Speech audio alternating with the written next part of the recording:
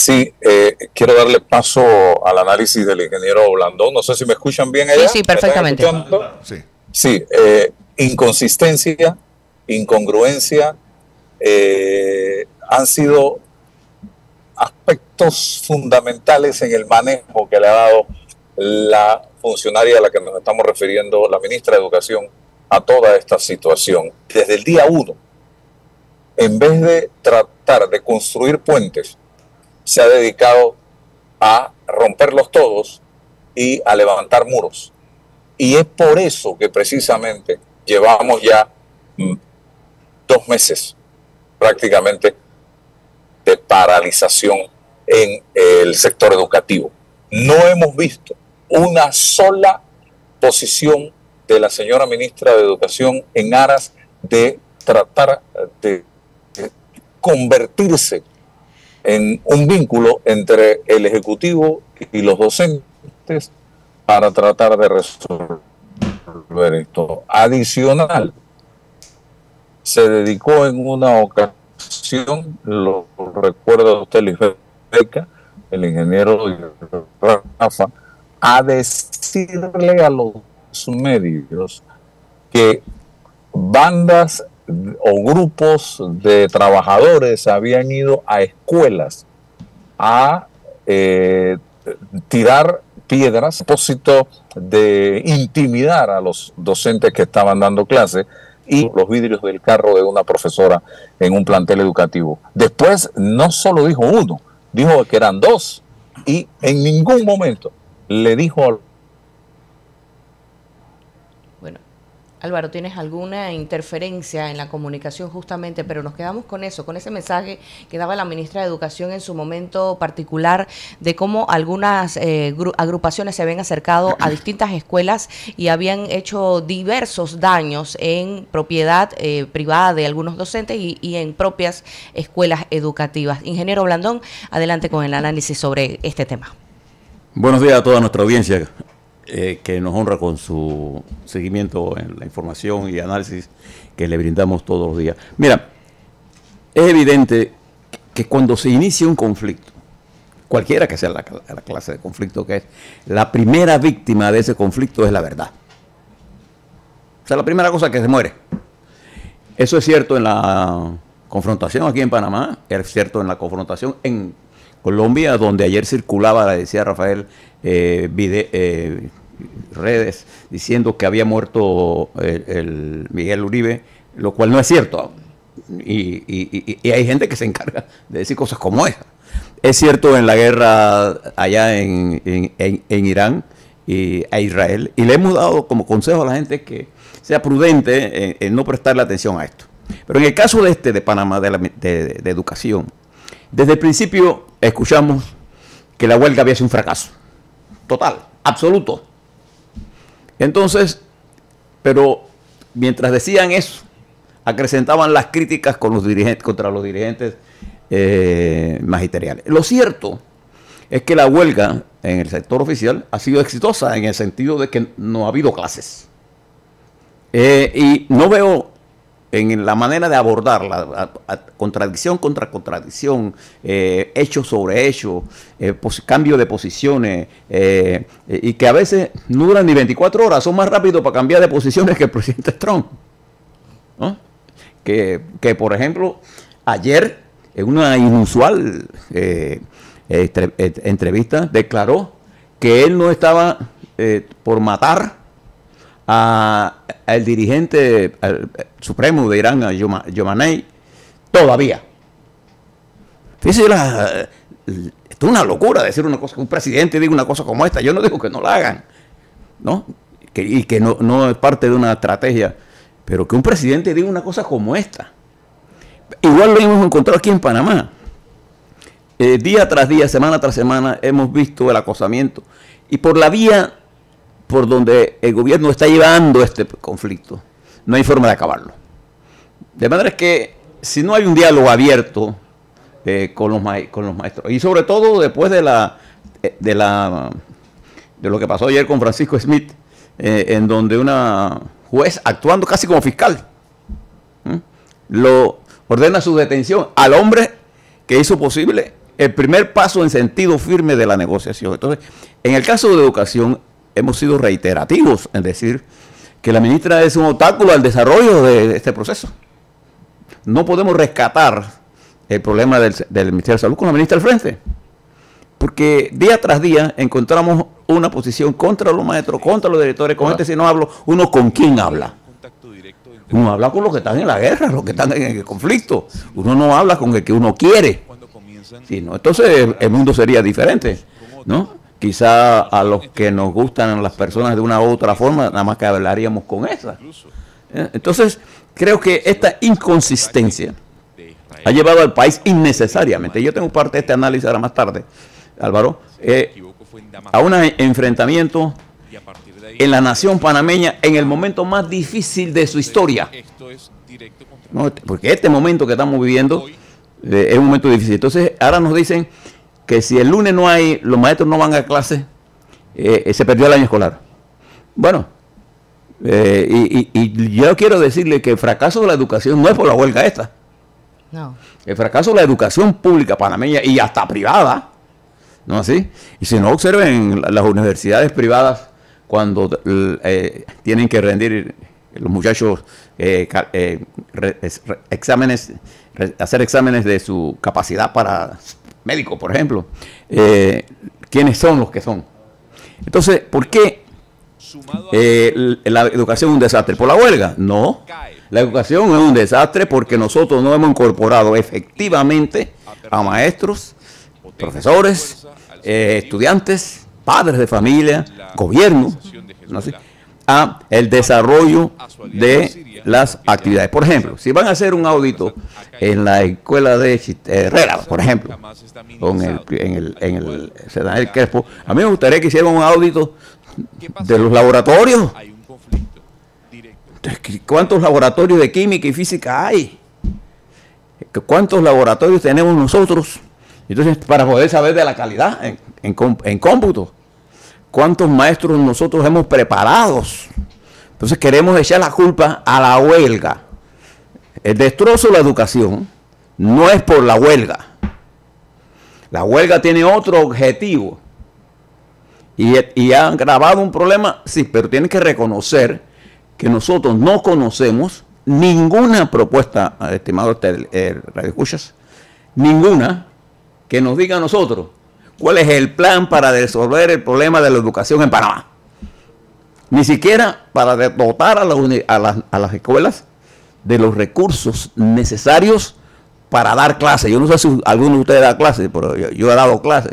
Y no hay nada peor que intentar dar clases de laboratorio sin laboratorio, ¿no? Entonces hablamos en abstracto. Entonces, ¿cómo resolver este problema, señora ministra y señor presidente? La única forma de resolver este problema es tener gente con capacidad para entender cómo resolverlo. Y yo no creo que ya a esta altura de juego puede mantenerle el presidente si quiere, porque para él es un problema de principio. Para mí el problema de principio es la estabilidad del país. Porque nos enfrentamos a una guerra superior. Y yo necesito a los jóvenes conscientes de que viene una guerra fuerte. Necesito que entiendan la gravedad del problema internacional, la gravedad del problema del incremento de los costos. Yo no sé, al que tiene plata, le da igual que el pan cueste $1 más, $1 menos. Claro, pero para el que no tiene, un aumento de 5 centavos es el aumentazo. Te cuesta, claro. ¿No? Y recuerde que allá en Chile, con el incremento de las tarifas del metro por 35 o 23 centavos, se formó un desmadre muy grande. Entonces, de todo depende, decía el general Torrijos, que el dinero es secundario para el que lo tiene. Para los que no lo tenemos, siempre será primario. Entonces, creo, Álvaro, que estas inconsistencias, pero lo más importante, no de ellos han sido inconsistentes en sus inconsistencias. Esa es la única cosa que tenemos. Y ese camino no va a llevar a la solución del problema, como tampoco la operación Omega. Tú puedes abrir la casa. ¿Y me escuchan? Sí, perfecto. Sí. No, continuando con el tema de la educación, es que yo no puedo ser parte de la solución si yo soy el problema, ingeniero Landón. Evidentemente, parte del problema o el mayor problema es quien administra actualmente la educación en este país. Y eso era evidente, era de esperarse desde el momento en que se anunció ese nombramiento, que íbamos a tener momentos muy difíciles, tormentosos. Eso lo sabíamos desde ese momento en que se dio a conocer el nombre de esta persona como ministra de Educación en un país de 4.200.000 habitantes. Poner a dirigir un ministerio como este tan complejo a una persona que tampoco tiene el conocimiento, que tampoco tiene el expertise, que tampoco tiene la trayectoria para dirigir, porque fuiste ministro, eso te da de una u otra forma ya todos los requisitos para retomar el tema. Y yo decía que no solamente lo que dice la prensa, creo que se les pasó por alto los anuncios que hizo de obreros de la construcción que habían estado vandalizando escuelas y que habían estado vandalizando carros de profesores, y no presentó una sola fotografía ni un dibujo siquiera de lo que había sucedido, sobre pretexto de que los directores, primero de un plantel, luego de dos, luego de varios, le habían pedido que no lo dijera por miedo. Pero, Álvaro, por Dios, y que no presentara las denuncias por miedo. Álvaro, ¿tú recuerdas? Entonces, tú cubriste como periodista, no sé, yo no creo que tú haya estado en el periodismo. En 1964, con el alzamiento nacional del 9, 10 y 11 de enero. 9 de enero. 9, 10 y 11. Fueron 3 días. Sí, yo estaba estudiando fuera. Las cadenas internacionales hablaban de bandas de panameños asaltando, ¿no? Entonces, cuando tú insultas así, tú pierdes la autoridad política para resolver un problema. Usted tiene que recurrir a la única que te queda, la fuerza. Entonces creo que el problema educativo, observa en el primer trimestre de este año, de la disponibilidad de fondos que tenía el Ministerio de Educación, ¿cuánto gastó porcentualmente para resolver los problemas básicos? Antes de la huelga, ¿cuánto gastó? Entonces, pero es que el problema también, los insultos, no hay nada más agresivo, incluso en las relaciones personales de una pareja. Cuando una pareja insulta a la otra en forma desmedida, se pierde el respeto y el amor, murió la relación. Entonces yo, como dirigente máximo de salud, cuando se hablaba de las computadoras, que dijo que los que cuestionábamos el tema teníamos el alma podrida. ¿Y qué hizo el Contralor? Paró simple y sencillamente ese acto y tuvo que llevarlo a una licitación. Sí. Entonces el Contralor, alma podrida. Pero y además, hoy, en el nuevo esquema que vive el mundo, que es un esquema de comunicación casi instantánea, mala, buena, usted puede darle cualquier categoría, pero todo lo que usted diga queda registrado para siempre, ¿eh? Para siempre, no hay ni que escribirlo ya. Entonces, si tú recoges toda la información que ha surgido de parte del sector de educación, incluso de parte del gobierno, contra la universidad, entonces hemos creado las condiciones para no llegar a acuerdos. Entonces yo creo que sí tenemos que resolver el problema de tener un acuerdo. Y yo no hablo del acuerdo porque me da miedo la lucha. No. Yo soy un hombre formado en la guerra. Formado. No es que voy a aprender de la guerra. No. Nosotros desarrollamos una guerra de liberación con los Estados Unidos para rescatar el canal de Panamá. Y yo fui parte, en mi humilde servicio, de ese proceso. Pero lo que nosotros estamos haciendo en este momento es que nos enfrentamos como nación a una nueva guerra. Entonces necesitamos a todo el mundo, a los maestros, a los profesores, a los empresarios, a los estudiantes, al ejecutivo, al legislativo. ¿Y qué estamos haciendo?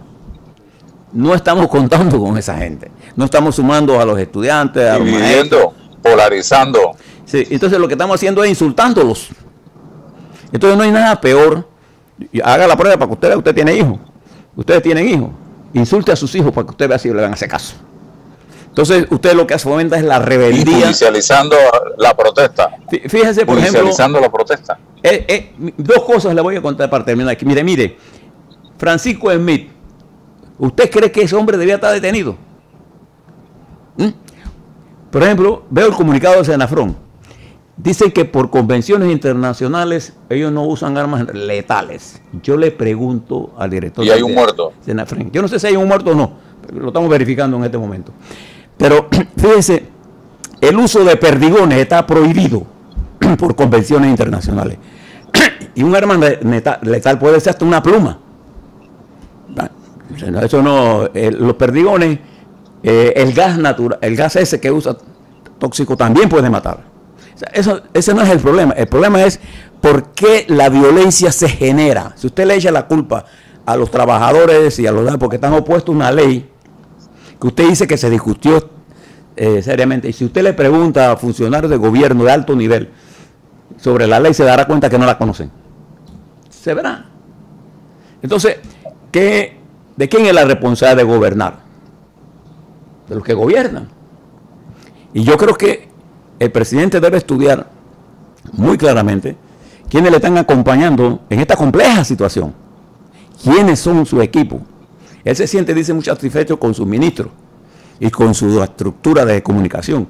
Pero eso es lo más malo que yo había visto durante la historia nacional, sobre todo en una coyuntura tan complicada como esta. Mira cómo está el mundo, mira cómo está España en este momento, ¿no? En donde han descubierto que la alta dirección del PSOE está involucrada en actos de corrupción. Entonces, nosotros publicamos aquí, mire la controversia entre el Procurador General de la Nación y el Contralor General de la Nación. Mire esa controversia. Mire las controversias que están surgiendo en nuestro servicio exterior. Acaban de anunciar que votan a un embajador de Jamaica por supuestas malas conductas y no nos las explican. Entonces, ¿cómo piensas tú que el Estado, la gente, los muchachos van a responder? Yo no veo ninguna vía para resolver este problema, Álvaro. Y se lo digo con toda seriedad. Y estoy muy preocupado. Porque conozco lo que está ocurriendo en el mundo. Lo conozco con detalle. Y no conozco un lado de otra cosa. Lo conozco desde la perspectiva panameña. Entonces creo que si nosotros no caminamos rápidamente, el problema se nos va a agravar. ¿No sé? Y parte del problema que tenemos es que de los Estados Unidos también están actuando como si fueran los enemigos del gobierno. Cada vez que ellos introducen un elemento de discusión que pone en duda al gobierno nacional, están creando condiciones para fomentar el desorden. Entonces uno tiene que entender todas estas cosas, ¿no? Un llamado al presidente de la República a que todavía está tiempo de cambiar el discurso y tratar de buscar cómo nos reconcilia a todos los panameños, porque hoy lo que tenemos es un país fracturado, un país dividido, un país con un enorme grado de incertidumbre y si nos vamos a las mediciones, sé, y lo ha dicho el señor presidente en reiteradas ocasiones, que él no está concursando para nada y que él no le interesa estar en las encuestas de número 1 o por encima de nadie, que es lo que le interesa resolver los problemas, pero resolver los problemas usando qué tipo de herramientas o de instrumentos. La violencia, como estamos viendo actualmente en las calles de este país, utilizando la judicialización de la protesta, utilizando el debate de choque, cuando lo que tenemos que buscar es estar juntos, como usted acaba de señalar, remando todos en una sola dirección, reconciliados alrededor de los problemas que tenemos que resolver como panameños, y eso no lo estamos viendo, y cada día se levantan más muros para los temas que vienen próximamente que tenemos que discutir, porque yo no sé el gobierno cómo podrá hacerle frente a un tema tan complicado como el tema de la mina, como el tema de Río Indio, si no logra reconciliarnos a los panameños en estos momentos. Así que yo le hago el llamado para que trate de alguna forma de llamar a esa reconciliación pero en la práctica hacerlo como debe ser y no de boca a todos los panameños. Y si tiene que hacer ajustes en el gabinete, que yo creo que tiene que hacerlos, hágalo, señor presidente, porque tiene gente allí que más que ayudarlo a resolver los problemas, son parte de los problemas. Así que... Pero usted tocó un punto. A mí sí me interesa que el presidente de la República tenga un buen índice de gestión. ¿Y sabe por qué? Pero él dice que no. No, bueno, pero eso lo está diciendo para bajarle el sentido. ¿Eso le da legitimidad? ¿Por qué? Porque el índice de gestión indica con claridad. Fíjese, no te hablo de popularidad, hablo del índice de gestión, que es otra cosa. Es la capacidad de resolver los problemas. El índice de gestión a un presidente le da la capacidad de ejecutar con mayor velocidad su programa de gobierno. Entre más bajo sea, menos credibilidad tú tienes. Voy a darte un ejemplo. La presidenta de México, Claudia Sheinbaum, enfrenta problemas más graves que nosotros. Por ejemplo, hoy está llegando a costas mexicanas la tormenta Eric. 3 estados van a ser afectados duramente. Por ejemplo, el presidente Trump no habló con ella, se fue. La dejó plantada. Entonces, ella tiene un índice de gestión de 80%. 80%. Entonces, mira la de Perú, está hundida. ¿Qué quiere decir esto?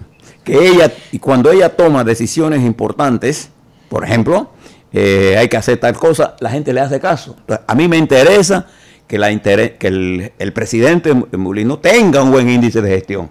A mí me interesa que le vaya bien, pero no podemos decir que le va a ir bien si seguimos viviendo en el mismo error, ¿no? Y si los ministros no le dicen la verdad, ¿se resolvió el problema de Herrera? ¿Se va a resolver con las cosas que están haciendo? No. Hay que discutir los temas más a profundidad, pero eso le da a él capacidad al presidente para alzarse sobre esto. La educación es o no un problema importante en Panamá. Yo vengo de una familia donde mi mamá enferma. Cuando yo tenía que ir a estudiar, yo le dije a mi mamá, yo me puedo quedar aquí y trabajar. Y mi mamá, ¿sabe lo que hizo mi mamá? Aunque yo me muera, usted va a estudiar. Fíjese la conciencia. Había una visión de nuestros padres y de los padres de estos muchachos en la escuela. Se matan para que vayan a trabajar a la escuela. Entonces, los panameños sí tenemos ese aprecio por la educación. Lo que no veo en el gobierno es esa misma sacrificio. Y no lo veo en la ministra de Educación. Si yo soy el obstáculo, me cojo camino y se acabó. Claro. Y si no, esto no va a quedar resuelto si no cambiamos los métodos antes de este lunes. Entonces cierran la escuela, pues, para ver lo que va a pasar. Exacto. Vamos con la noticia. Ayer dio declaraciones